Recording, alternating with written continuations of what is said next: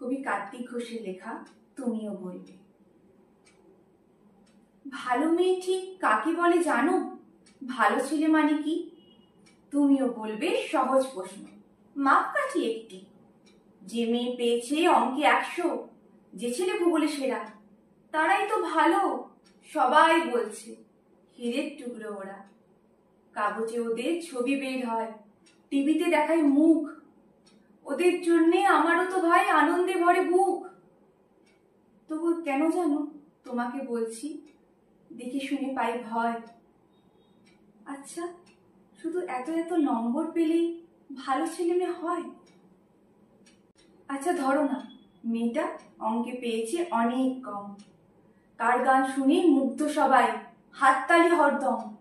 ওই যে ছেলেটা পাশ করে গেছে এবারেও টেনে টুনে, বলতে কি ভাই আমরা তো অবাক ওর আবৃত্তি শুনে। নাটকে ওর নেশা আছে খুব, পরে বিপদে ছোটে। পাড়ার তিন্নি বাংলায় নাকি 30 পেয়েছে মোটে। কিন্তু মেয়েটা খেলাধুলোয় নাকি 10 গায়ে নামি।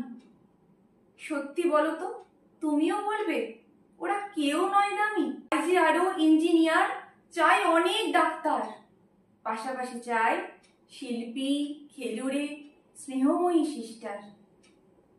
কম নম্বর পাওয়া ছেলেটাই কারিগর বলে আজ দেশটা ঘুরছে, তার হাতে দেখো কত দরকারি কাজ।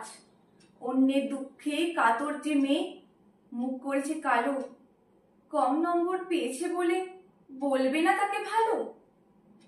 অভাবের টানে কলেজে পড়েনি, ছোট দরমার বাড়ি, তবু ছেলেটা বাবা মাকে দেখে, ভাড়াতে চালায় গাড়ি।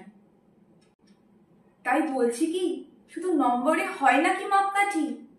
ভালো ছেলে মেয়ে বলতে কি ভাই, মানুষ চাইছি খাঁটি। নমস্কার।